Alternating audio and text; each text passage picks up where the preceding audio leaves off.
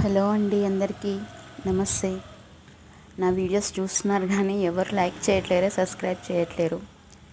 దయచేసి నేను పెద్ద రిక్వెస్ట్తో అందరినీ కోరుకుంటున్నాను, నా వీడియోస్ సబ్స్క్రైబ్ చేయండి, లైక్ చేయండి, షేర్ చేయండి.